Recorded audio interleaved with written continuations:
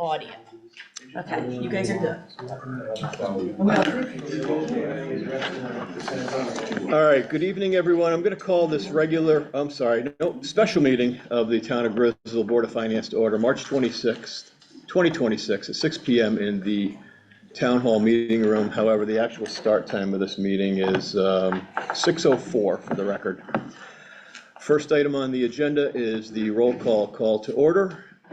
We have all members present with the exception of Rich Grabowski, and we do have a quorum. Second item on the agenda is new business working session on the budget. We're going to jump into, I think, presentations first as part of this, and then we've got some things to talk about with regard to the budget afterwards. So tonight, first up is building official, who is not here. Kelly, if you could do the honors, 3301.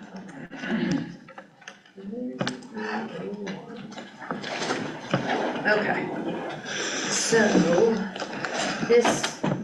the payroll for 3301 is not a full-time employee, so he's part of the union, but no set 35 hours. I want to say this represents up to 29 hours, 27, 29. He has a full-time secretary that is part of the union contract. The overtime is for the secretary. Contractual temp is the fill-in building official. I think there was something else on that too. Hold on, I had something else on that. The increase.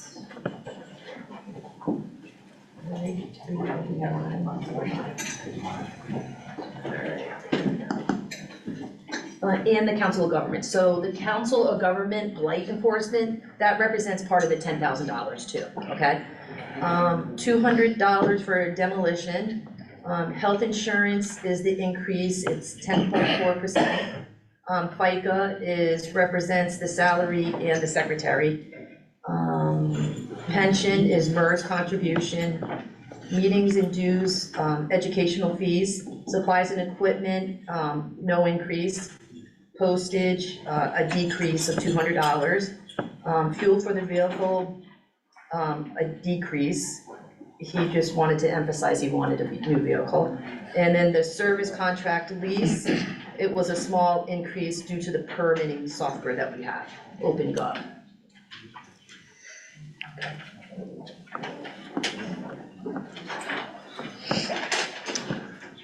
So I have a question, I guess, and maybe it'll be for the selectmen. With the increase in hours that we had agreed to fund for the building official, is this line item for fill-in building official still necessary? I would think so. We are going to have a lot coming up. So we increased his hours from, what was he at before, 19 hours to 29 hours, 10 hours a week. And he's going to, and we'll need a second building official on top of that?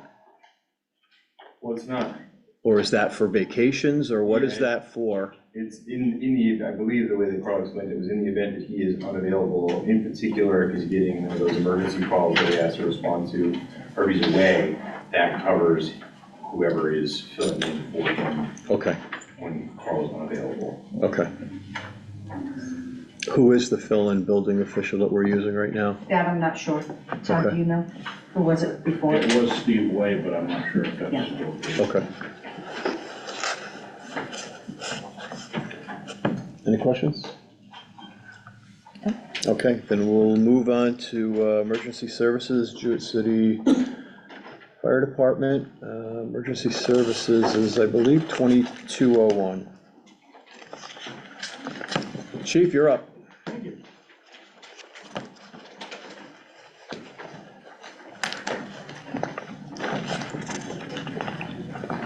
Give you more presentation, which is on the computer screen in back of you, but you're not gonna be able to see it.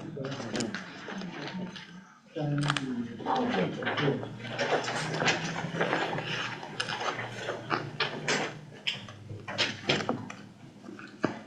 we're here again, 2026-27 budget. This year, as everyone knows, stuff's going up, fire service equipment is going crazy. Structural gear alone, it went, just the code alone went from 1,800 to 2,300 that we use our gear, our structural gear, which is a 21% increase this year. There's the breathing apparatus, which is, we'll have to get in 32, 33, which is in the capital. That's going up 35%. Just hose alone, which we replace almost yearly, we get new hose on some of the stuff to keep up with what we have or what's failing. That went up 36%. Just the 5-inch alone went from $800 to $1,250. Power equipment, 40%. It's just one of those things where everything's going up and our budget just can't keep up. We're doing everything we can to stay where we need to be, but the future holds the key. You know, we're trying to keep the equipment to where we need to be with all the maintenances and everything that you see in the budget. Shortly, we'll go over that. But PMs that we have to do and to stay up with the OSHA codes and everything else that we have to do yearly is very expensive. So we're gonna go to, Rich is gonna go over the responses that we have for 2024. So 25 to 26 responses, Jewett City Fire Department did 57% of the responses for the town. The town itself as a whole, together with Griswold, because we do automatic aid with Griswold, was 1,236 calls for the year. Jewett City did 697. Total responses, EMS, we did 483 calls last year, 16 service, 153 fires, and 31 motor vehicle accidents, for a total of about 683. And those are pretty much also combined with Griswold. We also respond automatic aid to Lisbon, Red Team for Plainfield, up to a certain point. So the general call volume, we had again 53 alarms, 174 fires, 29 accidents, 494 EMS calls. That's the general call volume. But of those EMS calls were 494, 203, just to give you a pie example. The fire calls actually are going up, which is kind of against the national tradition, but we actually are doing more this year. Call volume this year to date, 2025, we did 129. As of the 17th of March, we're up to 152 already for Jewett City. So, just give you an idea of the call volume increase. And with call volume increases come wear and tear to apparatus, manpower hours, and everything else. Again, 6 no emergency responses, that's a generalization of calls that we can't really code in anything that wasn't really 100% an emergency. Calls for public service were 25 up to March 17th. We had 1 actual rescue, which was a real rescue, 9 fires, hazardous situations, which is a generalization of a hazard, but doesn't really fit into a general code, and 67 medical calls up to March 17th and January. So that's, again, 2026. We have had 83%, 7.4 assist EMS ambulance calls, 15 patient care where we were on scene when the ambulance was not there. We had to actually provide patient care, which is an increase from last year. It's up to 17% total for the year to date, which is a total of 89 EMS calls. And I think it was yesterday, we actually had 4 before lunch.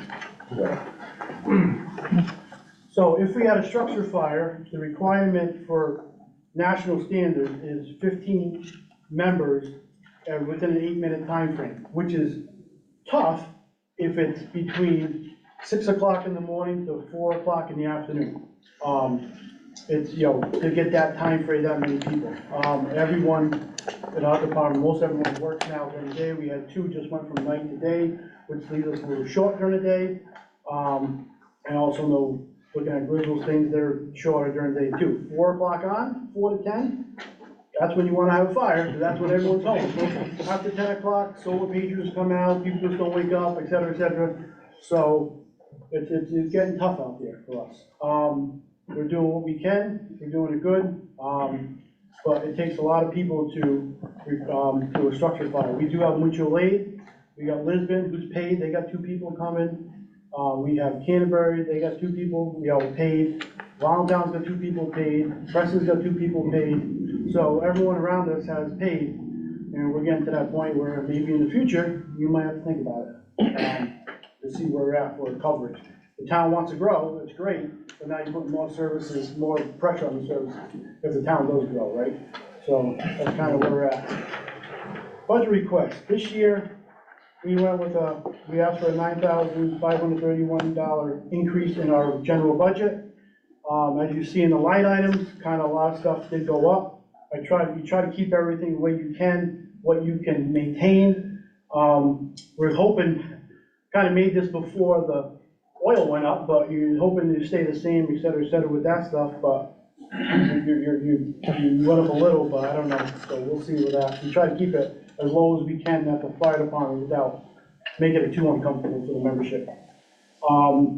Of course, training, that's very big. Last year, we had 4 go to fire 2, we had 2 go to fire 1, and we had 5 right now between, in EMT. EMT. So the training budget kind of exploded, which is good. You need trained people, but you gotta try to keep them. And that's the thing, once people get their stuff, some people go get jobs, and they don't show up as much as they probably should, right? So we're training the people to get jobs, is what we're doing. But it's very expensive, and but you need volunteers, you need to pay, you need to train them to do what we do. The budget for the apparatus, of course, that's going up, maintenance-wise. The 2 trucks that we have, the DTs are fairly new. Ladder truck is over 20 years old, about 10 years, we gotta think about possibly doing something with that. That's a $2 million truck all day long. So that will be something capital will have to discuss in the future. That's pretty much it for budget-wise. I'll ask questions after. You guys can ask questions about the budget after. You can drill me on that. Membership-wise, we have 40 total members, 18 interior firefighters, 17 medically trained, 13 scene support / exterior firefighters / drivers, 8 fire police, and 5 cadets. Matter of fact, we just got a new member last night, so, which is good. So Rich is gonna go over the minimum hours of work that we do for the year. So, being a volunteer, that's basically, you're working almost a full-time job with no money. So we did 190, an average member does about 902 minimum hours of work per year total. With that, it's over 700 emergency responses per year, just about. OSHA requirements annually, we have about 6 mandatory classes every member has to take in order to hold on to an active status and respond to calls. So if you want to do firefighter 1, that's an average of 150 hours minimum. EMT can go up to 300 hours now. That includes 10 hours minimum clinical time with patient contact, and then 15 to 20 sessions a year of 2 hours of training on a Tuesday night minimum. And the required live fire training annually, which is give or take about 8 hours, depending on where you go. 12 meetings a year on the last Tuesday of the month, recruitment and retention events, other company-sponsored activities such as fundraisers, like the food drives, parades, recreation events, and everything. The town wants to hold a parade.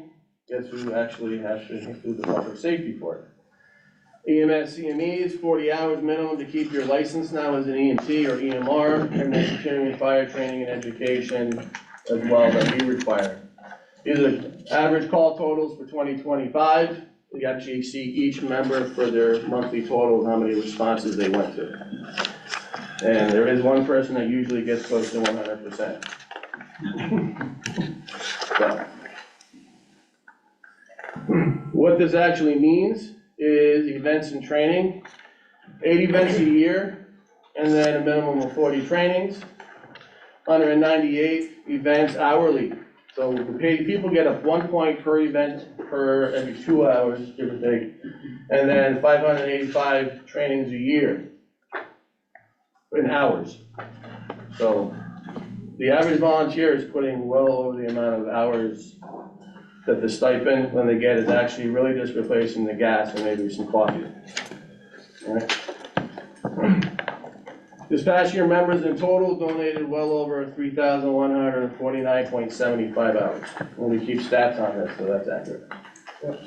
Last year, we gave 23 stipend checks out, which is very good. How many? 23. 23? Yeah. Okay. And that's with the criteria that you guys came up with, Board of Finance and the selectmen came up with. Both departments did the same criteria, so. Also going back to the mutual aid stuff, now, since Yannick is not in service as of right now because of the city of Norwich, it does put a little strain on us, because we do use Yannick a lot, and we do use Pathville and other Norwich ones a lot too, so I don't know what the future's gonna bring, but we kinda need those people. Letters of support went out from the fire department, and matter of fact, the selectmen also sent out a letter of support also, for Yannick and the volunteers. Yeah, so Yannick is our rapid intervention team, which means they're the rescuers of the rescuers. So if a firefighter gets hurt, trapped, injured, they are the ones that are going and rescue them. Now we have to wait an additional about 5 minutes for Mohegan Sun to actually respond. So, Time means a lot, you know, the first 5 minutes takes the next 5 hours is what they say, so. Any questions on the budget? Number-wise? Mr. Chairman, Go ahead, sir. under your building maintenance and supplies, Mhm. can you give me a rough breakdown of how that's broken down? So maintenance is, we have the janitor, which is one of our guys, and he gets $100 a month to clean everything up in the fire department. Supplies, the cleaning supplies. Also maintenance-wise, you know, whatever breaks in the firehouse that we have to fix, a lot of that stuff is, we kind of do most of it ourselves.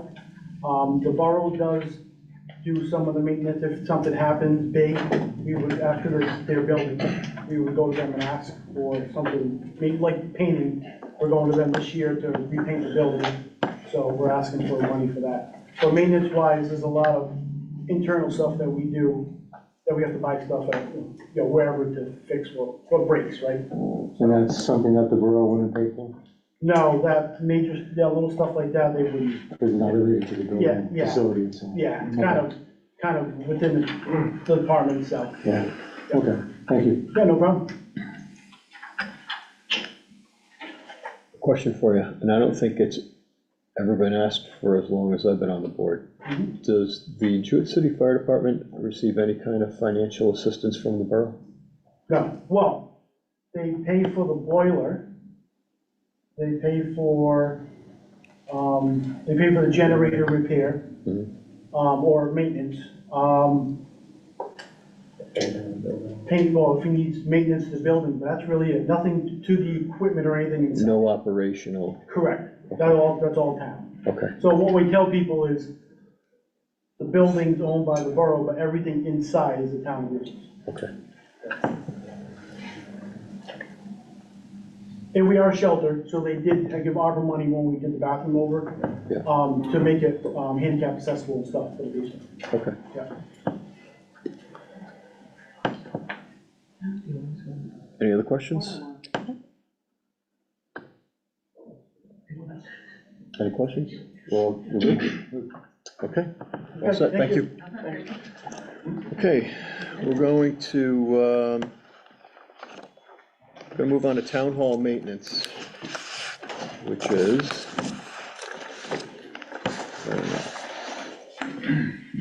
1801. thank you, 1801.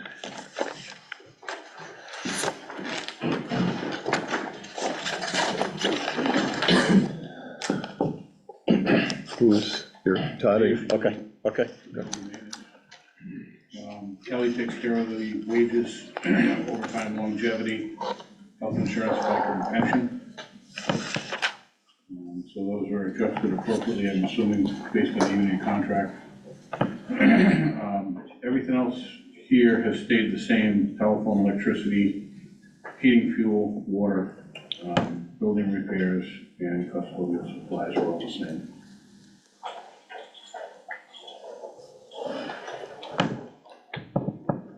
Any questions? All set? Okay, we're gonna move on then to 1802, building maintenance patch hog. Here, the same thing, we kept everything the same as last year's budget, no increases. Expenditures, it looks like we'll be fine. Heating oil, obviously, in any of the buildings could be a problem, but we're basing it on what we had at the time we put the budget together. What is that building used for? It's a lot of outside groups. It's used about 3 nights a week. Public Works uses it for our safety trainings. Okay, We have them there. We're gonna get back, once we hit July, and we get funded, we're gonna do 1 a month again. So we would meet there with the instructors that do the trainings. But there's an exercise group, there's a weight loss group. The church signs up to use it for different things. I think they have a sale there or something that they've done historically. And sometimes the Cub Scouts or Girl Scouts will ask to use it also. okay. So it's kind of our unofficial community center of sorts? Yeah. Okay. That's, to the best of my knowledge, that's what I Okay. know. Any questions? Do we charge a fee to use that? I don't believe we do.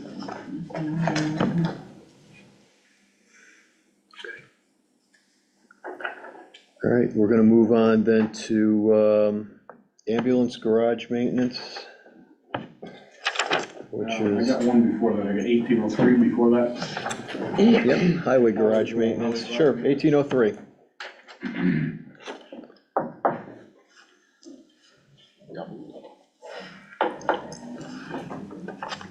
So everything here has also stayed the same, no increases.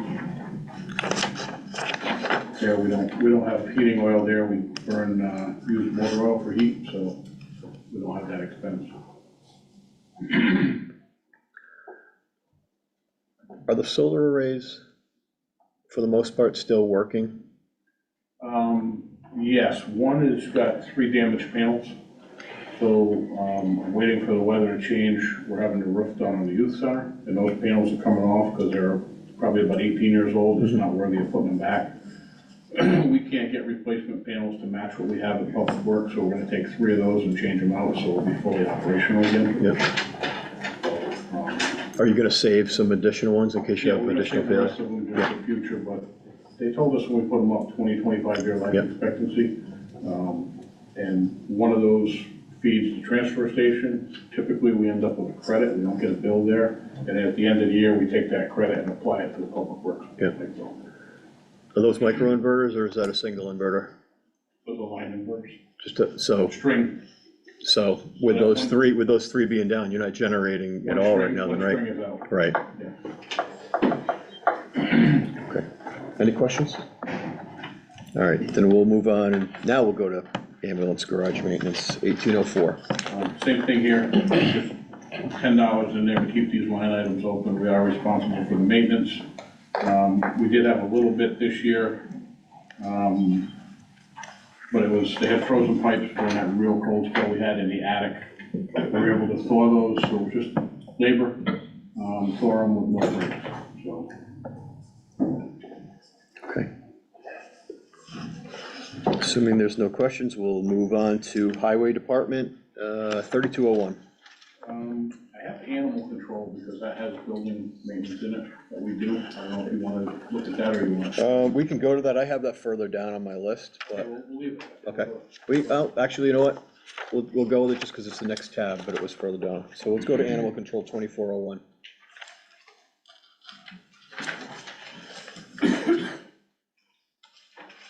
There, everything's staying the same also, there's no changes. It's kind of mothballed at this point. I think there's some discussion being had about maybe some reuse of that building. For something else, or as an animal? Board of Selectmen want to comment, but When we were negotiating with NECOG on the animal control contract, and we thought that we were going to lose it, we had, the state animal control officers came down. They wanted to look at our facility, and they did come down. I think Wayne was there, Todd, you were there. And I think they realized that It's really, it would probably take over $1 million to make that a viable dog pound for us. But what he thought was that there would be pet rescue groups who may be interested in renting that. He did send somebody our way. We met with them about 2 weeks ago. They came down, they looked at the facility, they talked with Todd about, it's very preliminary discussion right now. So we may be able to repurpose it for animal rescue. So bringing up NECOG, can you speak to, I'm gonna guess that's the exponential increase that we see there for NECOG, can you speak to that? They, after meeting with Senator Austin and the other towns that were impacted by losing the contract, I think NECOG realized that there was a mess, they had a mess on their hands. So they came back with, and I think Kelly, it was 50%, they would, it was a 50% increase, and they would be able to retain us as clients. Are there any alternatives for us, partnering with other towns or regions? No. No, not for the cost, and even Norwich. Norwich is looking to get out of theirs, so I think they're gonna be partnering with NECOG. It's incredibly expensive with what the requirements are.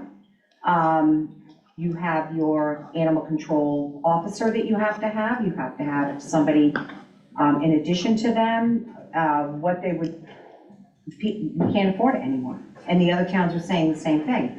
Lisbon was on the same call that I was on, and as soon as NECOG said 50% increase, Tom Sparkman said, we're in. There was no ifs, ands, or buts about it. So. Kind of lousy that we're over a barrel, you know, when we were what they thought was a member town, we're paying 46, as soon as they say, oh, well, no, you're really not a member town, now you're gonna pay 72. It does land as a cash grab in a lot of ways. However, when you look at the way, because that was of course our question, I know we were like, wait a minute. And when you look at what the requirements for facilities are and how they're changing over the course of the next couple of years, it would cost, even if we partnered with every town in our region, it would probably cost millions of dollars to build a sustainable regional facility that we could actually utilize. So at the end of the day, and that is what NECOG is going to have to do as those things change, because they are running out of a usable facility as well. So it's, even though this is an ugly increase, it's certainly the lesser of possible, of all evils in this situation. In fact, I think they posted for 2 animal control officers up in NECOG to cover this area. And that's part of the cost of the charge. Okay. Plus vehicles and everything else they need. Okay. Any questions? I have Gail? a question. I know it's not part of this year's budget, but if in fact you go forward and look at a rental and repurposing, would the user be paying the additional insurance cost that the town's going to incur, or do we take that out of whatever lease rent that they pay? They will assume all expense, including the liability, the insurance. They're confident with grants that are available and monies that are out there, because animal rescues right now are a big thing. There's quite a bit of money out there for this type of thing, so. And they don't. We haven't gotten into any nitty gritty as far as insurance or anything like Right, that. right. But that certainly is gonna come down to a legal discussion. And they don't have to abide by the same requirements that the town shelters have to? What they currently do is they foster out, they have a group within this group. The animals are fostered out, they're placed in homes. What they're looking for with this facility up here is not necessarily maybe a temporary hold, but not permanently housing them there. So no, they would not have to have those firm requirements that state animal control is asking about. Thank you. And that's why state animal control said, your best bet right now, if you were willing to do it, would be at rescue.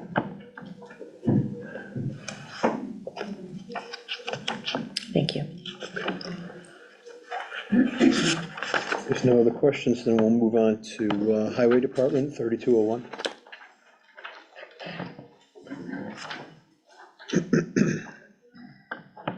Okay, Highway Department, obviously, the payroll and overtime, Kelly has adjusted. The bulky waste overtime, we did increase by $450 based on the trends that we had at the 6-month period.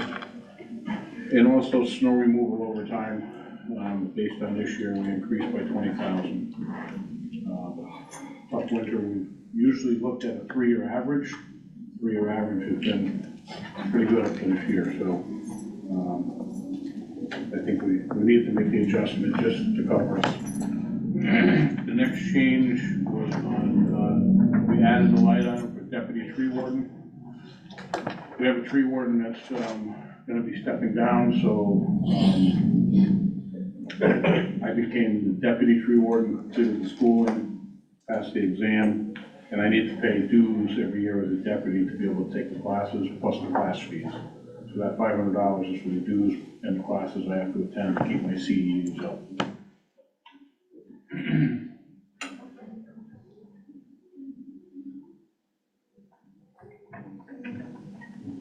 The next change was in 5214, other purchase supplies, and you'll see a note there referencing Foley Services. So there's a new standard with CDL licenses that the employers are now responsible to make sure that the employee's license and medical card are in current good status. So our insurance company requires that we do a motor vehicle report request annually, but the federal guidelines are saying that we own the liability. So they offer a program that does electronic filing of their medical card, their license. When we make a copy of it, it goes to them, and they run the motor vehicle records request on a daily basis. They scan the DMV website and the court sites to see if anybody was arrested for a DUI that was employed for us, and reports that to us in a very timely manner for liability. And they keep all those records. So it's something to keep up with the federal motor carrier guidelines.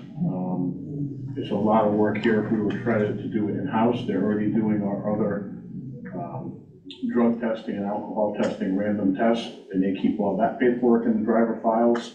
And we're also required to do this because if a driver we have goes to another employer, they have to contact us, and we have to release our information from our testing company, which is Foley, with the driving records for that employee. So it's just a lot easier for them to do all the records and keep it in one place.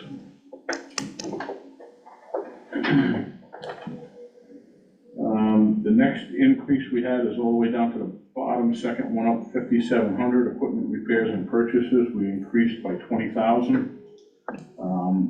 And I can tell you what those are for, that increase is for. So the new truck that we had ordered, we're gonna go back to the last finance director. There was a price increase, capital was approved for that price purchase, the purchase price of that truck. There was a price increase, so that truck was ordered minus the plow and the permanent armor seal undercoating,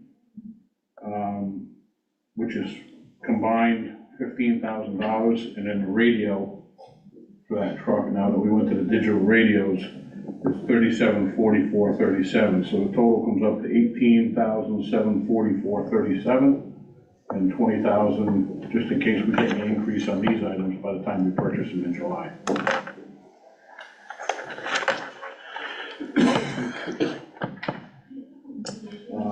The bottom line, snow removal, sand, salt, obviously, again this year,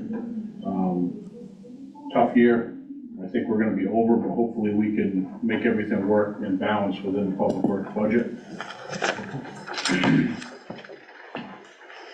If you go to the second page, the last item, road signage, 5711M. You're gonna see an increase here for $9,000. That is for two of the school zone warning lights that were taken out in accidents this year with no accident reports.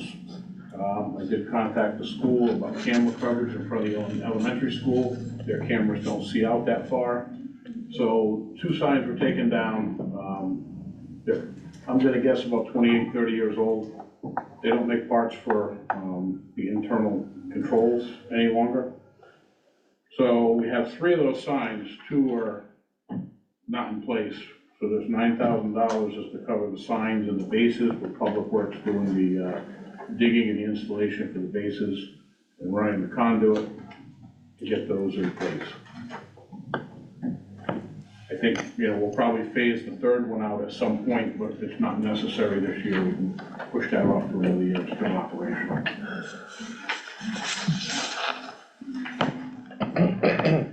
Any questions? I got a couple questions. Regular full-time payroll, there'd been a position that was open for a few months now. Yep, and it just got filled, the employees started Monday. Okay, all right. And maybe this is more for you, Kelly, I guess. Town Aid Road on the second page, is that coming out of this? Yeah, I gave you updated, It's in the updates? yeah, it's in the Okay. updates that I handed out to you guys Okay. tonight. So that's out of the budget. We'll post that as a separate fund and I'll report to the Board of Finance. Right. You'll know when payments are received. Perfect, okay. Any other questions? Just one. Go ahead. You had said that the tree warden leaving? He's gonna be leaving at some point, yes, we don't have a date for that yet.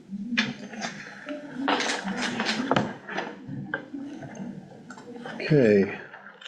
I have a question. Go ahead, Gail. On 5,700, walk me through it again. Last year, a new truck was ordered. And it didn't include certain items that represent the 20,000. Right. But wasn't the underlying 80,000 in last year's budget? Or is it all in this year's budget? 80,000 was our regular budget last year. It was in last year's budget. That was last year's budget. So, So the 20 is to cover these items that are gonna finish to outfit the truck that was purchased with a price increase that wasn't covered in capital. okay, but your line item is for 100,000. Right, 20,000 additional is for these items. Okay, so it's the 80 that's carried forward for that truck? We have to pay that No, this year? that's our regular line item Oh, for okay, repairs and purchases. got it. That's repairs to all the equipment and any small purchases that don't. fall Okay, under I'm capital. looking back at 24, 25. Got it, thank you. Mr. Chairman, quick question. Go ahead. So, Todd, we ordered that truck with no plow? Is that? Yeah, because we wanted to lock the price of the truck in. Oh, That's what okay. Eric's decision was. All right, so there was a reason behind Get the it. biggest thing locked in. Okay, But we couldn't commit to the other one without the funds. right, okay. I wasn't gonna do that. I don't Yep, think no, you- that's fine. I was just wondering if it was forgotten or if there was a reason behind it. That was No, it. price increase that wasn't, by the time we ordered it after capital was approved. Okay, thank you. Okay, we'll move on to waste disposal, 3204. Okay, 3204, I think the only change we have is gonna be in 5422, the Resource Recovery Authority. And that's an increase in the tipping fee. It's still subsidized by SCARA, but there's also the other side of this that you're not seeing, which is the revenue coming in that the haulers are reimbursing us. And Kelly can probably speak on the revenue side, but I believe our revenue is gonna be more than our expenses. Yes. Because we do charge an additional fee per ton to the hauler. That's to cover the administrative plus a little bit extra. So we're generating a small amount of revenue to exceed what this line item is. Right now, we're charging $4 more per ton.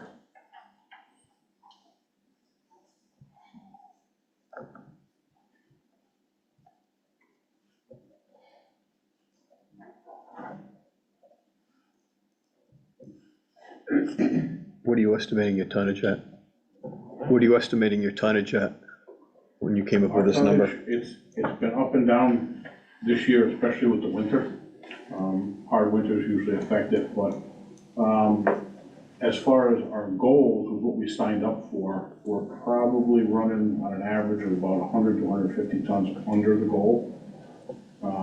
But this winter, we dropped down quite a bit, but I'm assuming that's gonna catch back up. That's what they call our minimum commitment that we signed up. Right, right. Yes, sir. So basically with this, it's a wash, We're actually making money. but So the hauler so picks. we cover the 692, Yes. 692,000, we cover that, so it's a The haulers pick up the garbage, they have to be registered with us. They take it to the incinerator, we get the bill, we add the $4 a ton, and we bill the hauler. Gotcha. So you guys know, as of right now, we have in tonnage 5,650 tons. Okay. As of now. And I believe we're signed up for 6,250, if I'm not mistaken. But we don't pay for the max, we just pay for actual use. Okay. What happens if we go over? Within the scout, we still have 15,000 tons that's available. So any town that goes over, they just pay the same fee, and it's absorbed within the group. Gotcha.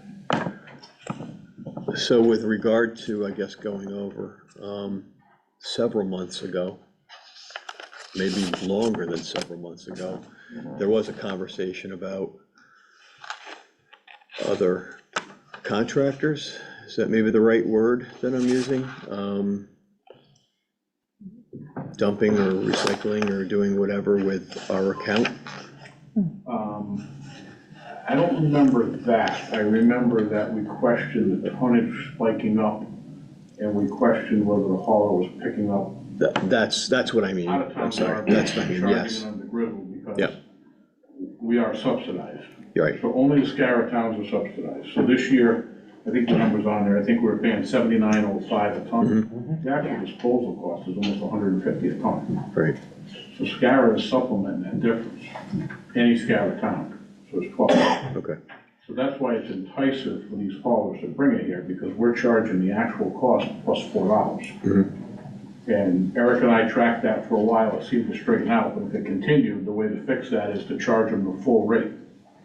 And they're gonna smarten up quick. right, okay, But we didn't get to that because it straightened out after about 3 months. gotcha, Again, it's not costing us anything because we're getting more than we're paying, right, but it's still Right. could be a problem. right. Depending on how rampant that is, it could affect that overall tonnage, though. And years ago, we had that with, the waste management company that was running out of the old Jaworskis. They would pick up in other towns, take it to the incinerator under our name, and there was a different situation set up then where it was costing us money. And we followed them, and they just park in the commuter lot and send another truck out, because they had so many trucks. It's not that easy now, because they have to be registered with the town.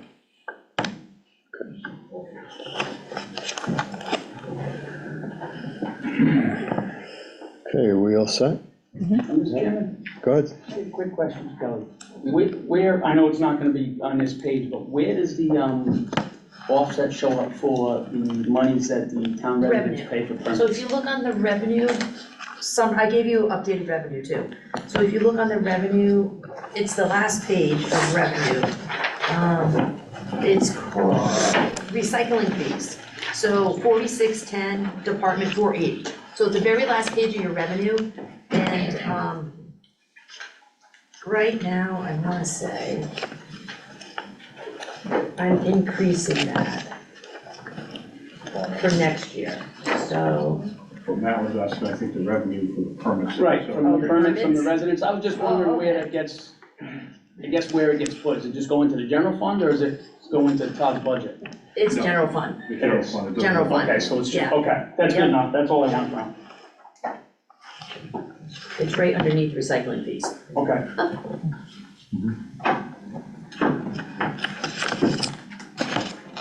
Everybody good? Yes. Okay, next up, we'll go to registrars. And 1401.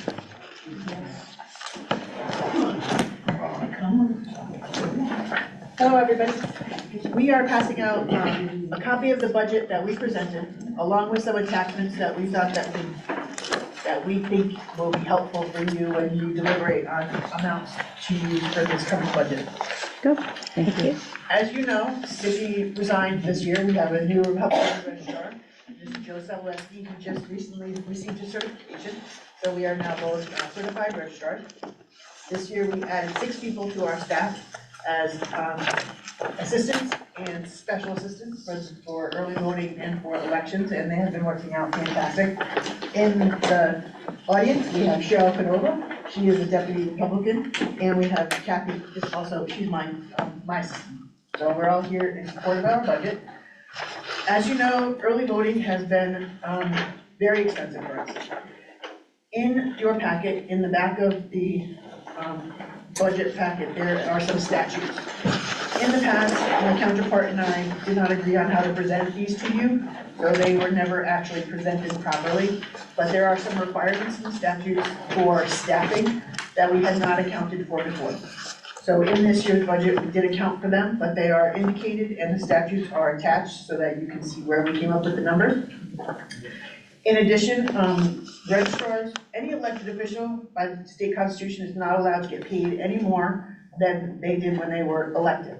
So registrars went without a pay raise last year, and we will do the same next year.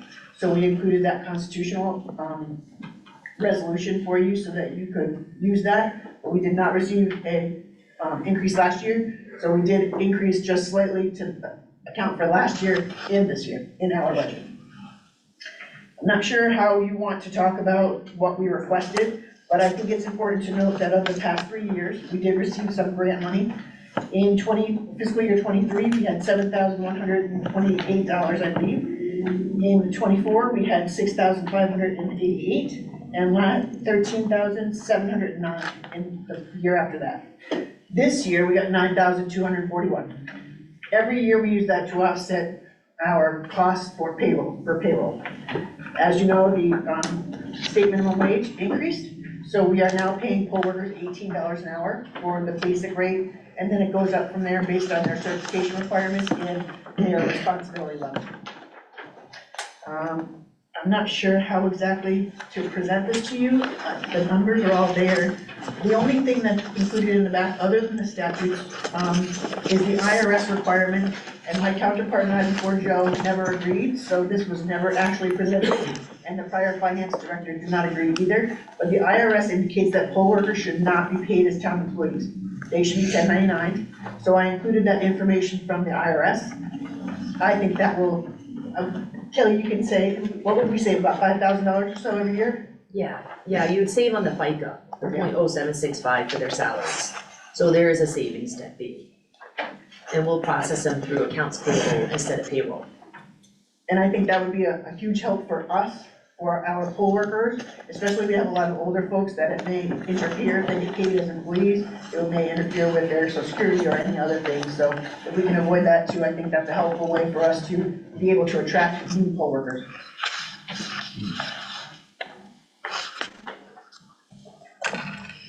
We do have a couple of things we can talk about. You want to talk about our tabulators? We do have new equipment this year, and it's been a little difficult for us, quite a learning curve. The state has not really been responsive or as involved as we would have liked them to be for training purposes, but we do have brand new tabulators. We have brand new software that's coming out for voter registration system. So we do have some changes coming that way. One of the things in this year's budget was we asked for our deputies to be paid a stipend. They normally get $300 a year, and it's usually paid out as a straight check at the end of June. But we have decided to ask for that to be a little bit higher, knowing that they have greater responsibility with early voting, and for them to be paid out as they work. So $25 an hour, and they get it, if they want to come in for 40 hours in a month, they would get paid, but once their allotted amount is done, they won't get paid anymore. But that helps us to cover statutory days where we have to do voter registration and things like that, and I think that's a smarter way for us to pay someone if we have to pay them. Deputies do not get paid anything unless they actually work election day. I'll just go over a couple of the statutes with you that I included.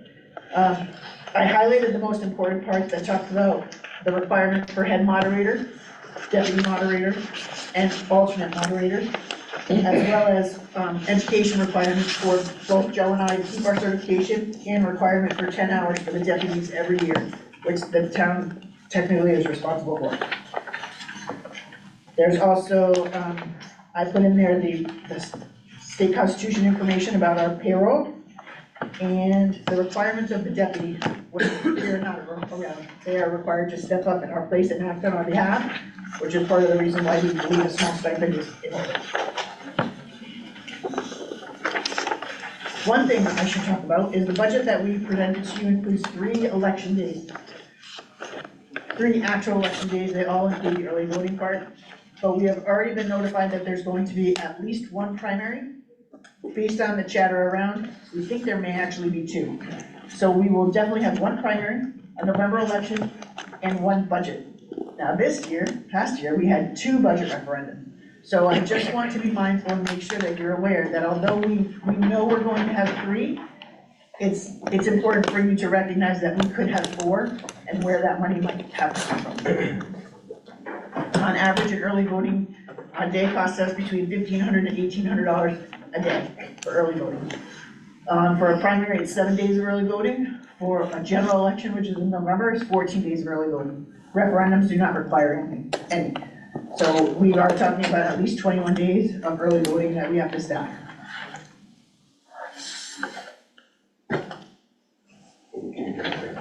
And there's legal requirements on how many people we're supposed to have. It can't be a skeleton crew of 3. We have to offer curbside voting, so you have to have people that can leave the room and go out there. We also are supposed to have a demonstration table required by statute to show voters how to vote if they don't know how. So a lot of these are antiquated statutes, but they're not really for us to say you can't do them or shouldn't do them. So Joe and I have a different report than the last registrar and I did, but we are interested and we want to hold the town in good favor and not be caught out, knowing that we know these rules and not follow them.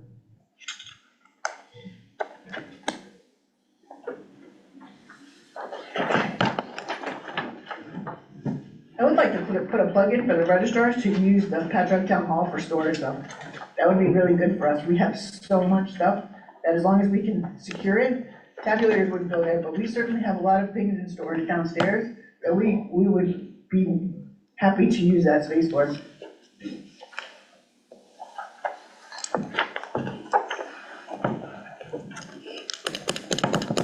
So with the, I have a question. 5120, now you were talking about these different moderators, head moderator, et cetera. For example, how much is the head moderator paid in their stipend per election? So prior to this year, we would pay them $300 to come in for 2 hours at a clip for one night. This year, in this budget, we have scaled that down to $50 an hour. So if they're here for 2 hours, they get paid $100. So anything more than that, it cuts off at 4 hours. After that, after $200, there would have to be a little bit extra, but I can't imagine in any light of any situation where the head moderator would be here more than 4 hours. So we're technically going to save a little money there. It's the requirement of the assistant moderator. So the law now says, in addition to a regular moderator, you have to have an alternate, and they have to be in the room. So if the moderator has to leave, somebody can step in right away. That requirement we've never funded before. So moderators get paid $27.50 an hour. So in that case, the person that fills in for them, they may be doing a different job, but if they have to step into that higher role, they would cut off at their lower rate and go to the higher rate. In addition to a head moderator, we're also required to have a deputy head moderator, which means they have to be a person of the opposite party to be sure that the results that are actually done are reported to the state correctly. Just check and balance it. Okay. So the increase in 5120 is in the number of people. Yes, and I put the breakdown at the bottom there so you can see, how many dollars per hour, how many hours we estimate for early voting, and what it actually costs us to break down early voting days and actual election days.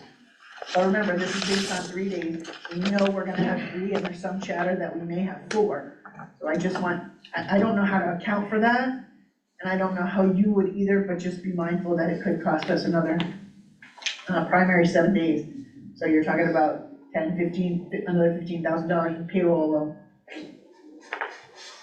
And if there's a recount on an election, Yes. that's an additional cost of having members coming in, election officials, because you have to have The head a moderator. few, the head moderator, the ROVs, anyone working, the clerks, whoever worked the election, a majority of them would be here from both parties, so. We did have over 50 different poll workers working for us in the last year. So that is really good for us. We have grown the team to be fantastic. We really don't see parties, we don't see anything. We are just here to be a good team. And I think we're building something really good. But for Joe and I, part of the increase in the budget is becoming compliant with the statutes that we hadn't always been in compliance before, at least with the statutes that we're aware of.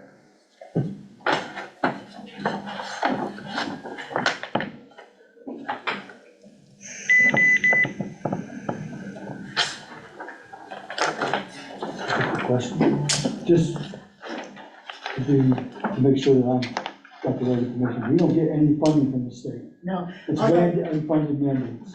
Well, it is unfunded, but like I said, there was a couple of years, the first year we got 7,000, this past year we got 9,241, and we used that to offset payroll. You can use it for most anything as long as it is election early voting related, but we just decided to just throw it all into election payroll because it's easier to report that way. There is some discussion about more funding, but that is not a guarantee. We're right in the middle of legislative session, so we're not really sure where that's going to land.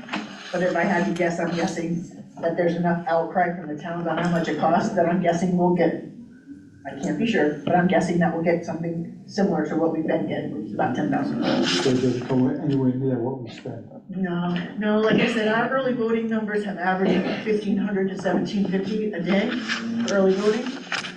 An election day altogether, just one election day is about $5,000.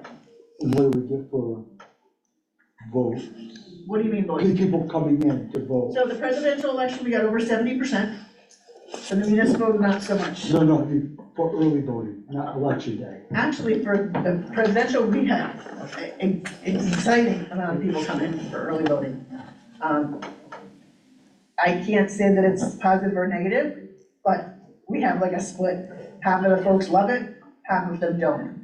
But the requirement is still there, so it really doesn't matter if we like it or not, we still have to fund it, which is difficult.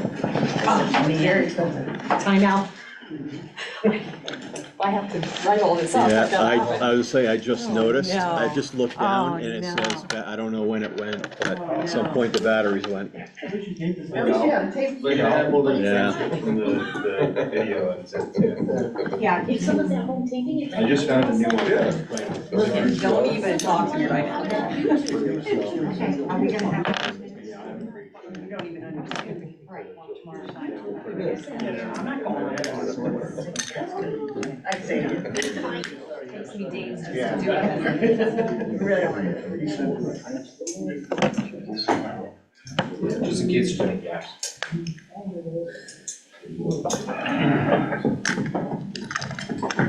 The other thing I would like to mention is, by law, we have 2 districts. We agree that I don't believe we need 2 districts. We are going to look forward to lobbying the state to push us together to be 1 district with 2 potential polling locations. That way our reporting, at least for the head moderator and the moderators, could be less, because by law you have to have 1 moderator for every district. So if we can combine some of that, we may see some cost savings, but if for nothing else, for reporting purposes, to have only 1 district, it's just much easier. And we are a nice clean town where we are not split by any Senate districts or state districts, so it would be easy for us. But we need to have a conversation with the selectmen about making that proposal to Heather and Brian and seeing if they can push it forward for next year. We would need special legislation to combine, but I don't see a reason why we couldn't, which could potentially save us some money.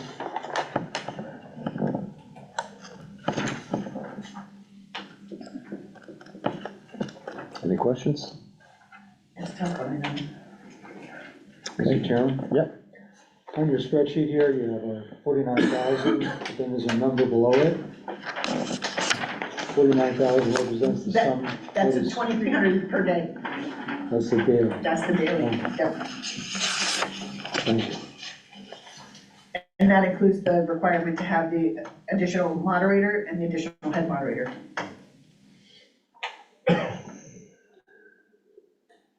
It's tough, and it's tough for us to staff.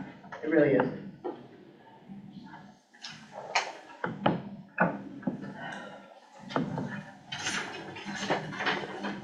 Any other questions? Okay, thank you. Thank you. All right, and last but not least, Ryan, you are up. We'll go to section over here. Number. Parks and Rec, 5301. Hello, how you doing? I didn't really ask for much. This had a couple cutoff things, so if you look at 5105 for regular payroll, I just want to include the budget there. The only increase is minimum wage, which went up slightly. But what cut off is there's actually grants we received from DCF that total 33,292. That is additional payroll. So I just want you to know that there is grants that contribute to our payroll line item. But that's the only difference there. And then when you scroll down to technology, the fee for our Adobe software. Adobe is graphic design and marketing and how we make pretty pictures and videos. They added an AI component to it, which means the fee went up. But that's it. Everything else is all contractual. And then talking about the other elephant in the room, the playground, we're requesting we're raising $20,000 in donations. We're already pretty close to that. So our $30,000 request more than likely will be less as we get approach July 1st. Just to break down the playground fundraising, Jewett City Savings Bank was very gracious enough to match our $100,000 if we get there. The Bagari Trust gave us $50,000 this fiscal year, $50,000 next fiscal year and the following fiscal year to help with the improvements of that area. And then through fundraising ourselves, we're up almost $20,000. We're at $19,300 or less. So my expectations is when July 1st is here and what I think we will take in will be closer to $25,000 raised, if not more. But, so I'm trying to get you money, so I'm not asking for a lot. That's my goal. So that's it. So, Ryan, one of the things that, I don't know, the last time we've talked about it, you had that youth and family service component, and you had like juvenile review board and all of that. Do you still have that? We still do. that? So the JRB, which is now a Youth Truancy Committee, the name changed. We still have those, we still meet, we don't meet as often. What's happening is the referrals are down from, well, honestly, the only people that refer are the resident troopers. State troopers is much easier to say, okay, we'll just let them get away, you know, clap on the hand, don't do it again. Whereas our resident troopers are more community-minded that they can learn through this. So it's gone down, it's not gone down like to zero, but it's definitely not what it was when we started, especially like COVID and things like that. But we still get the funding, and that funding is towards case management. And what case management means is you meet with the families, you meet with the youth, you monitor what's going on. We have a meeting here. We work with CHR, DCF, the court system, local counselors in the area, the social worker from the school that is sending the child, depending on what school it is. We've had principals here before, so it depends on the case, plus the trooper is here in-house. So. Do the schools have the ability to make referrals, and do they Yes. make many referrals? Yes, they have the ability, no, they don't, and it's frustrating, to tell you the truth. So there's many conversations with the middle and high school. And their biggest, I can't speak for the schools, but I think one of the biggest issue they have is truancy, and that means students just not going. And what happens is over time, it's kind of late, because it's late in their semester, their school year, so they're close to either graduation. And usually most truant students, the parent is kind of part of the problem because they're not helping in any way, or they're actually straight up ignoring the school. So there's a lot the school goes through to get to that point, but our referrals are mostly from the middle school. And tech college, tech schools in the area if they live in town. If they live in town. Yeah. Because SROs make referrals from technical school. And we're still looking at about $190,000 in revenue this year. That's where I feel comfortable at. And there wasn't any new major programming, just readjustments in some programming. That's about it.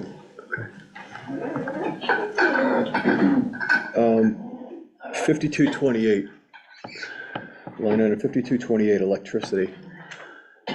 Hearing that the roof's being replaced and the solar is coming down, do we need to increase that line item from 8,000 to some higher number? Want me to comment? I would love for somebody that is in the know, yes. We put those panels up, the town properties, Public Works, Greenville Fire Department, or Eversource, the demand meters. Yep. When we put them in the borough, municipal electric is not required to do a demand meter. There was some metering done on this building in the senior center. In my opinion, not in a desirable manner. When I was selecting with Eric, I shut these panels off for a 30-day period. I shut the senior net center off for a 30-day period, the building changed. So we felt we weren't seeing it.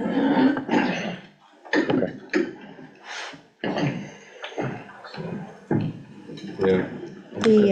The grants and other revenues that you have coming in, now, that shows up, Kelly, on what, on the revenue, or has it already been deducted from the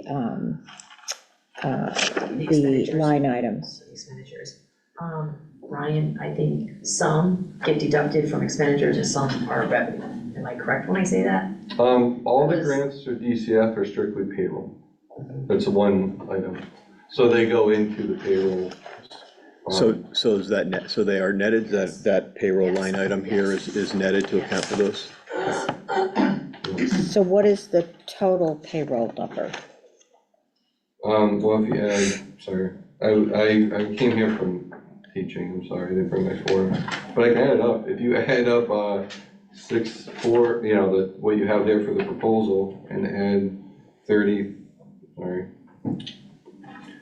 add 3,3,292.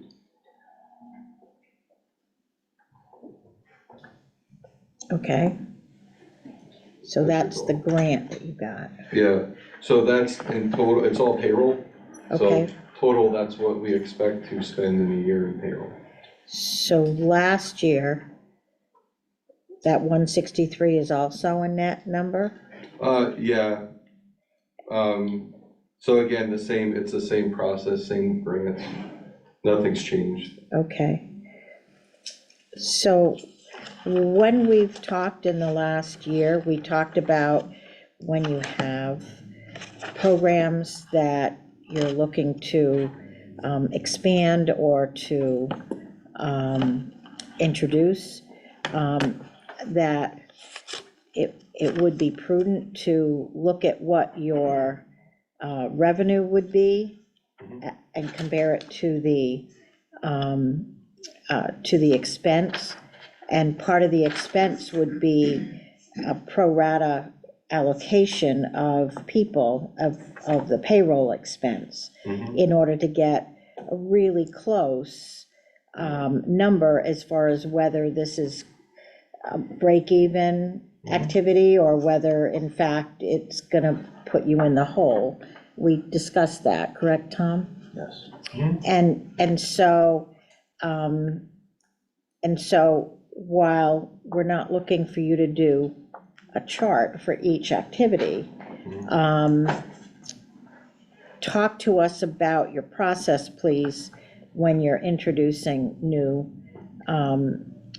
activities or new programs, or even reviewing older programs where maybe your population has decreased, as far as, you know, their viability as a near break-even program, in order to create some priority on what to keep, what to add, what to take away. Okay, so new programming, we haven't come out with new programming. I actually have the line item that if we did do that, we'd approach you ahead of time with a plan. So we haven't done that. So an example of real-time modification of a program when it comes to expenses, spring break camp, it's coming up, about a month. Right now, we are budgeted for 9 staff, but we don't hire 9 staff. We wait to see what the enrollment is. We have the 1-to-10 ratio, which is state mandated through SDE. So even though we have 9, we probably won't fill it up to 9. So say if we have 40 kids, we'll be hiring 40 counselors, 40, geez, it's been a long day. 4 counselors and 1 supervisor. That's how we kind of look at it. And then in the overall, we have to break even.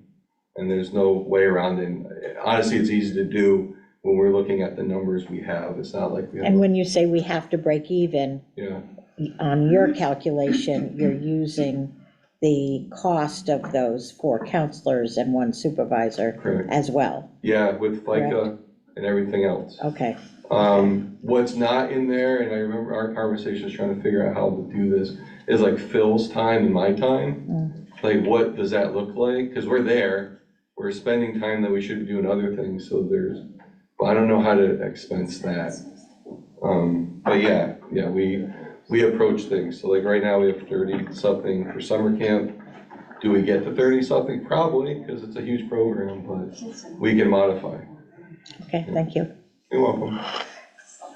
Mr. Chairman? I'm looking over the notes that you have on the side. Yeah. And return to revenue. Yep. What is that? So. It doesn't seem to be. Yeah, so. Doesn't seem like revenue. Seems like expenses. Right, so this has actually been around for about 8 years. And so I started this when you first asked how to break everything out. Return revenue is, it's expenses for a program that I can say guarantee at this point in my life, I've been here for 19 years going on in June. But with that said, we have the revenue coming back in that you get your money back. So in the big picture, $190,000 in revenue at the end of the year is returned back to the town. That's returned revenue.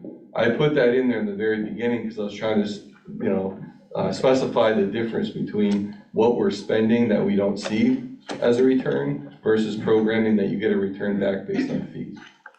So that's why usually it's color coded and prettier, but now it's all black and white here. That's why I did it for you guys, basically, so you know what goes to what. And it goes as like jerseys for basketball and anything you can think of, I line item out for you to make it as simple and easy to go through.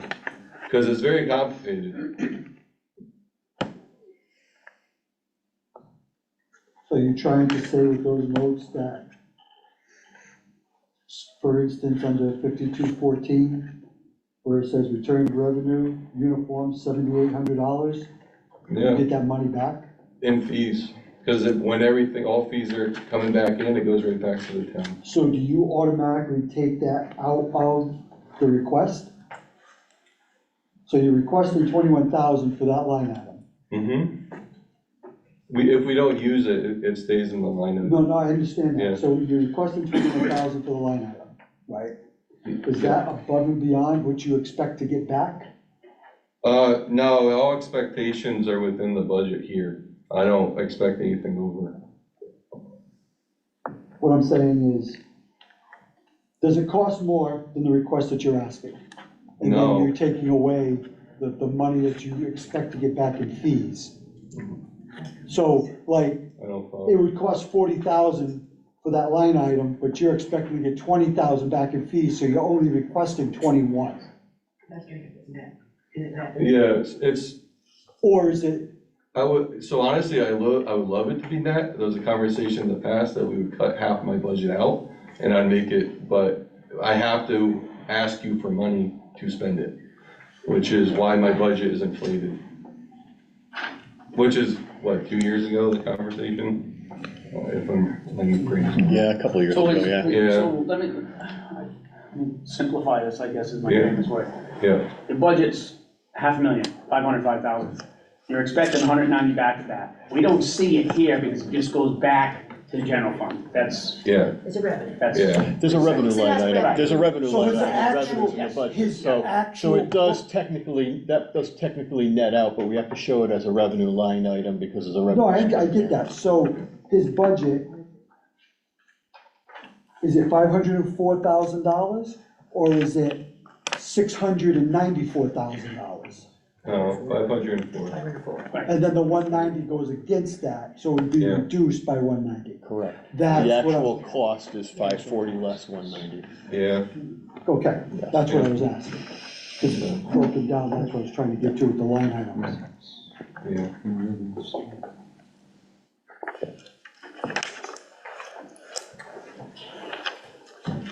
Any other questions? Okay, thanks, Ryan. Thank you. All right, couple of other things. A couple of things to share, and then Kelly has a bunch of things to share. Revenue, school revenue. I talked to Sean this morning to find out when we were going to talk about revenues. I was told that he was meeting with the Board of Education this evening, and they were going to approve a revenue of 4.6 million. I can tell you that that's different than how it has been in the past. I think in the 10 years he's been here, and if I've been chair for, I don't know, 7 or 8 of those years, typically in the weeks leading up to that, we have a number of discussions on kind of where we are, where they're at tuition numbers, and try to work through it, I guess, together in a sense, in conjunction with the finance director, and try to come up with an agreeable number. That didn't happen this year. I told him that I was gonna bring back to the board that we were gonna include a line item of $4.5 million as a revenue for a line item and not 4.6. And I based that on a number of factors. First and foremost, they're running a tuition revenue deficit this year.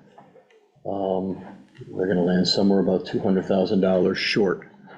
That is after what happened last year was initially, I think by the time revenue landed, there was what I would describe, I guess, as an exponential increase where it increased $1.2 million, I think, over what it was the previous year.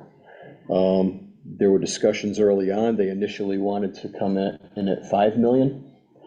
We had those shared conversations and said, that's really kind of too aggressive, throttle it back. We came in at, we said, we settled in at 4.8 million. Well, 4.8 million was obviously too aggressive, because now they're running a deficit. Sean has already indicated that they believe they've reached their saturation point, so we're gonna have the risk of having, more drop-off, as opposed to having more add-ons. That 4.6 million number that he talked about, that includes their, 3% or whatever their increase was in tuition from last year to this year. So there's obviously been some sort of a shift and reduction in those that are attending. Kind of the number I fall back on, kind of the number one rule in accounting. Don't overstate your revenues and don't understate your expenses. We're held to whatever number that is. So I asked Kelly to put down 4.5 in the revenue sheet, and I think that's where we need to start, as far as where we need to start deliberation-wise. We adjusted their number, I think, twice last year. As they receive new data, we have the ability to adjust, but I think it's easier for us to start with what I would refer to as a conservative number and work our way up than start high and find out that we've got to work our way down as we get closer. So certainly, in the coming weeks, if there is data and we can validate that data and want to increase that number from 4.5 to 4.6 or 4.7 or wherever that happens to be, we have that ability, and then we can obviously take another look on what it is that we might be cutting, as that kind of one-to-one offset at the same time. But I thought that it was important that we take a little bit of a conservative approach, especially knowing that there's going to be a shortfall this year. And the fact that since they have reached that saturation point, that number becomes more volatile. Forever, we were very fortunate in that, they beat that number every year. They'd have more and more people coming in.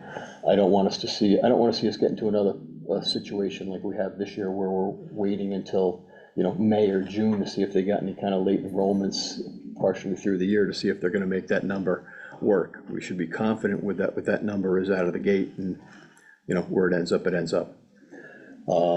So that's that side. And I did communicate that to Sean as well. I said, look, I don't have a problem adjusting that number on the fly if you get more data, and we're going to be looking for some validity to that. But I think that we need to, as a board, I think we need to start off on a conservative front.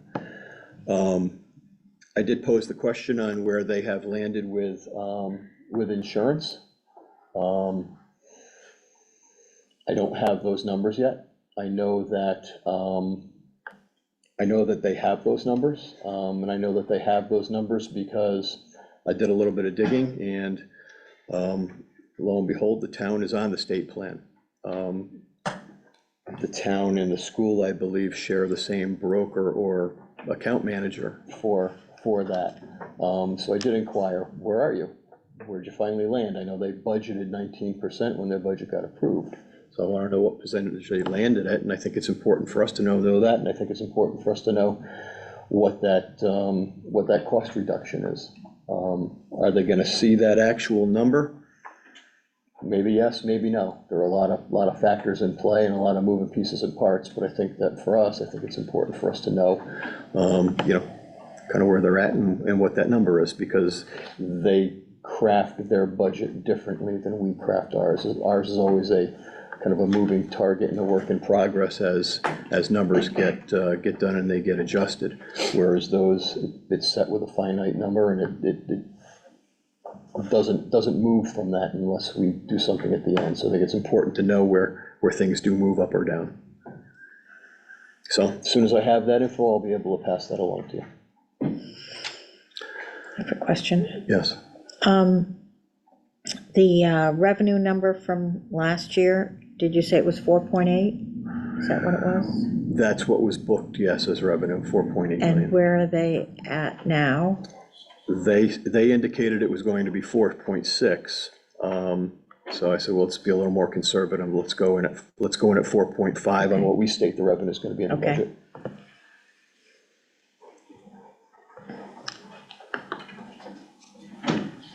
The sheet that Kelly put out says year-to-date, they're at 4.7. I can talk about that. So we get tuition payments in our office for the school tuition. So we deposit them, we enter in the general ledger. When the school makes any adjustment to them, say a child moves out of the town, we then have to cut a check back to the town. So right now, we have 70,000 going back out to, I wanna say Norwich. In So my that's conversation gonna today. be reduced another 70,000. In my conversation today, they were still not confident that they And were then I necessarily gonna send get that the fully covered. tuition general ledger over to the school to verify, are these numbers accurate? And they said yes. I said, is there any more payments gonna be reimbursed to any towns? As of now, they said no, just the 70,000.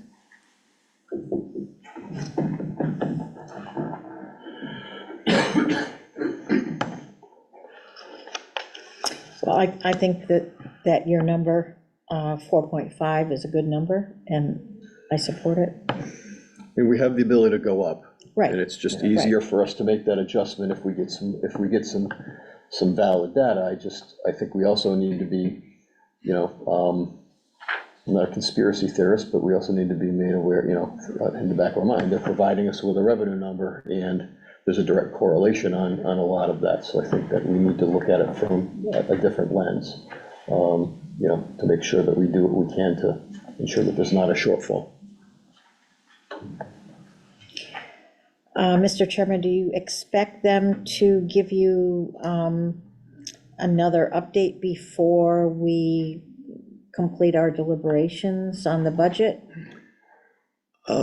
I think that that's going to be a work in progress. In my conversations today, we really have up until, I think our last meeting before it goes to town meeting is on May 4th or May 5th, one of those dates. So we really have up until May, whatever that date is, that we send it to town meeting to make our final adjustments. I think that was our last meeting to do any last minute tweaks that we needed to the budget to then send it to town meeting. So we have up until then. So we have, a couple of meetings, I think, in the beginning of April, right, before we go to public hearing. We're trying to craft a close budget. So we might have some information there. We're also gonna work on the 29th, and then meet briefly on the 4th for any last minute items that we might need to make changes to. So there is plenty of time and opportunity for movement, with that and other items along the way. And in regard to the insurance, do you have access to last year's numbers in order to compare to what you will finally get from them for this year's numbers? And I'm not asking because we have any line item control, but we certainly need to understand when expenses are going down, because usually when a presentation is made on any budget that has an increase, what we typically hear is what has been going up. So we sort of need to also understand what's been going down, even though we don't have any kind of line item control, Right. correct? Correct. I don't know if we would see that picture necessarily unless we were able to see the preliminary line item budget, when it was first ratified, I'll say, to put forth to us, and compare that then to, say, a July 1 budget when they actually start working, or whenever line item transfers have occurred. Because that's when you're really gonna notice the big difference, is Correct. whenever they start doing those line item transfers. Right.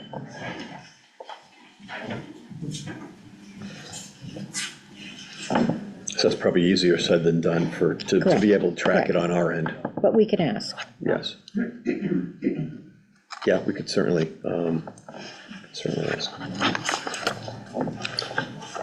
All right, so there are a bunch of things, Kelly, that you're gonna fill us in on.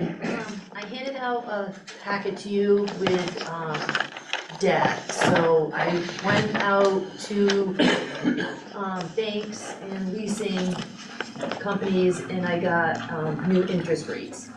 The rate fluctuates all the time based on the market. So the gentleman explained to me that this is what we have as of today.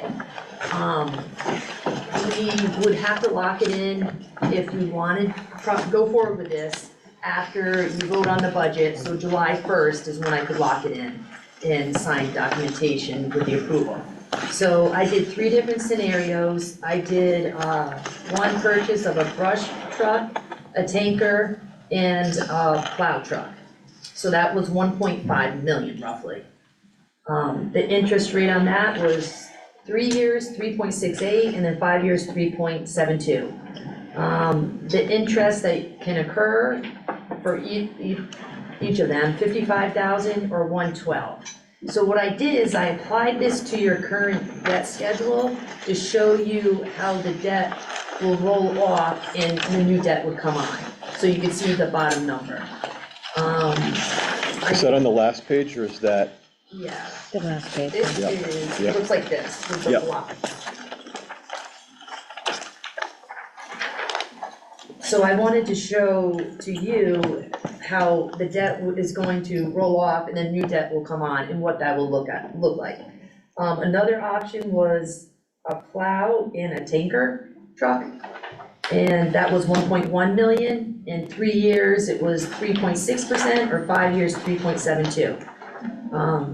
And then the last one was a brush truck and a plow. So that total purchase would be 674,000. And the interest rates are 3.7 and 3.79.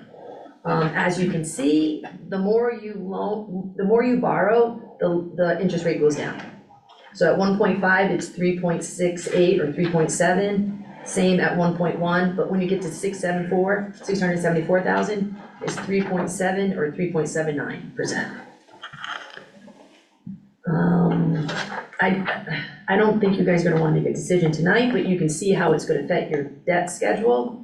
And then also, if we do that in the current year, if we purchase the brush truck, that's gonna come off the capital. So, you know, it'll be a decrease in your capital, but an increase on your debt. So I can net that out too, with whatever option you guys wanna, if you wanna go forward with an option. So there might be a savings, but a plow truck, we didn't budget in this year's capital, so there's not a savings there. But overall, over the next few years, you might have a savings. Great. And just so you know too, I talked to the fire, the vendor for the fire trucks. It takes about 2 years now to get a truck. Due to what's going on in the world, he's looking at about 2 years. So advise me to make a purchase sooner than later. And with that 2-year delay, when do payments start? Do we pay up You front? have to pay, yeah, so what I would do, say I sign on July 1st, 2026, you could pay in the rear. So I would pay, say, June, but you have to pay in that fiscal year, that year that you sign, you have to pay your first payment. We could design it a certain way. I've done it before where my first payment was less than what was incurred, you know, later on. We can design, usually they work with you.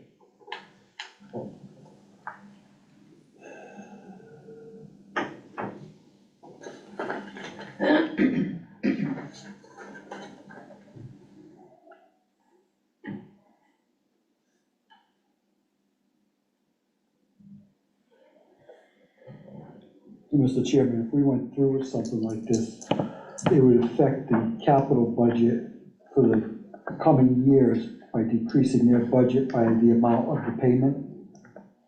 Certainly, certainly that would take a number of pieces of equipment off of their budget for future years. Right, but what I'm saying is like if we went with the 500, we went for the tanker, the brush truck and the plow, for 3 years, their budget starting. So like for next year, their starting budget would be reduced by 500,000 because of the fact that you're taking care of those 3 capital items. On the capital, I can talk about capital. What we have budgeted for next year is the tanker truck. That's like 839,000. So you can have a savings of that if you incurred it in this year. Right, because we'd only Yeah. be putting out 500,000. And what were we talking about with the plow and the brush truck? Was the plow in this year's? So, no, No. no plows this year. Okay, Nope. so it'd be just the brush truck. The brush truck was the only thing we put in for a vehicle And how current much year was that for budget. this year? That was 388,000. So we'd be spending a little bit extra, but we gotta get those plows taken care of, because as he was, saying that they bought 3 at one time, and they're gonna go at the same time. Yeah, So we need to space those out. And that's why we were talking about doing it up front.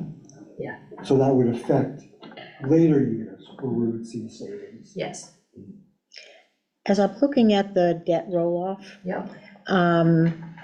even though fiscal year 2027 still has the capital lease debt, and won't roll off until 2028, as you're saying, with the lead time of the order, even though we're considering putting in the order and allocating the funds to that order in fiscal year 2027, you might not have to expend the whole thing.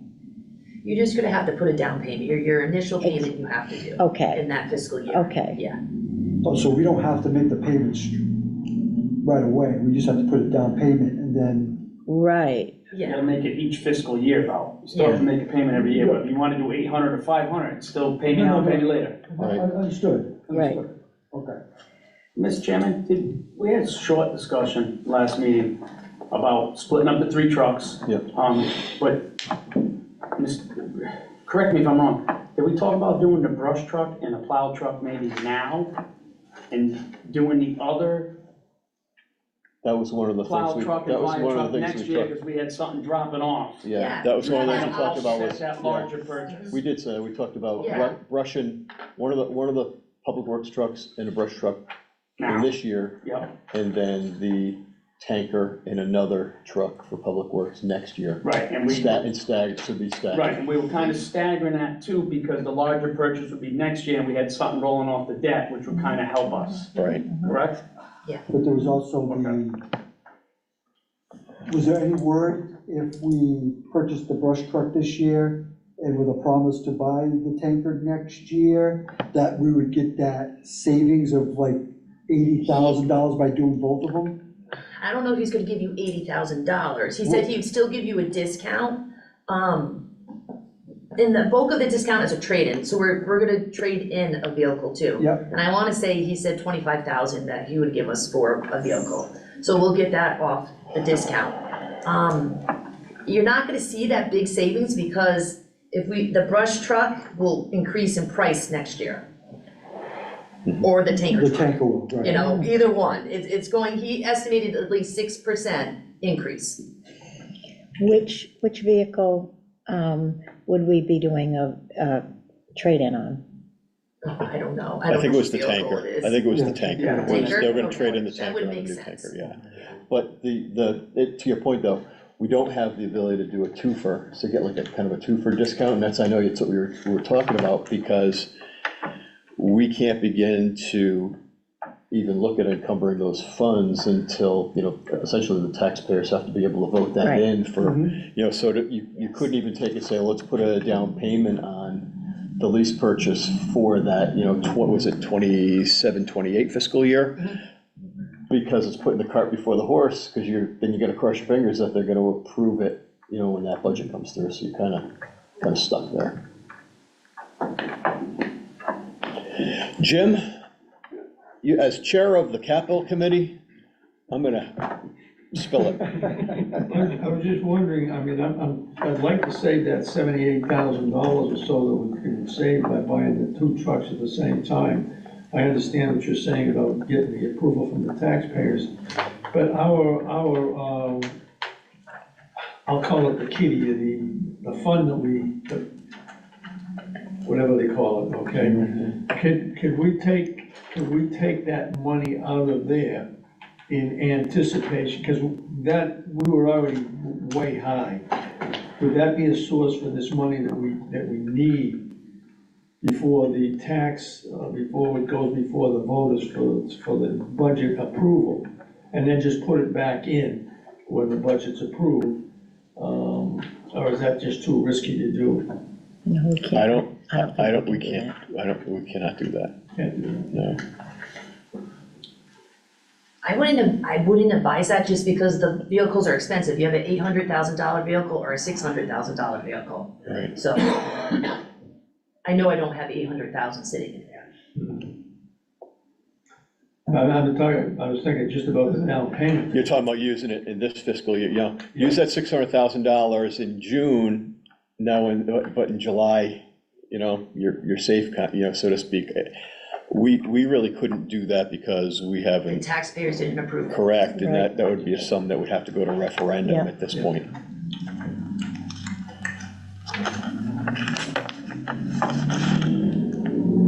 Well, thank you, Kelly. This gives us, I think the data that we need to be able to kind of figure out whether that's something that we want to consider and how do we fit those pieces in the puzzle.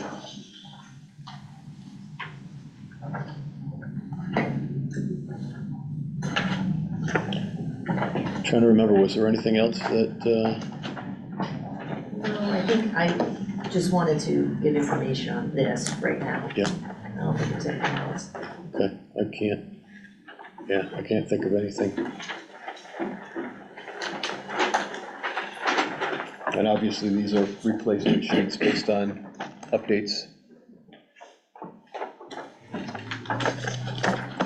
You're still confident that we're gonna be able to land the plane come the end of the year? I know it's early, but we are getting Yes. closer. Yeah. Okay, Yeah, I think it will be fine. okay. So the next time that we meet is the 8th, and that'll be a work session to try to come up with as close to a final budget as we think we can have based on the information that we have for public hearing. It would be helpful, Kelly, if you could, based on the reworked numbers, give us a new mill rate spreadsheet on where we have to be. Yeah. In different scenarios, do you guys want different scenarios, like, if you want a 2 mil increase, what you'd have to cut? Yes, Yeah. yes, as part of that, absolutely, yeah. And if you could do it in kind of $0.25 mil increments, that would be handy. Yeah.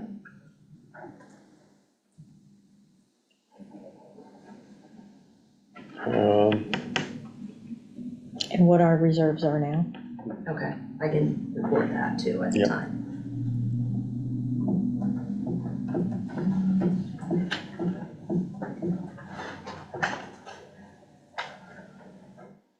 What else? Is there anything else that anybody would want, be looking for Kelly to prepare for us ahead of time?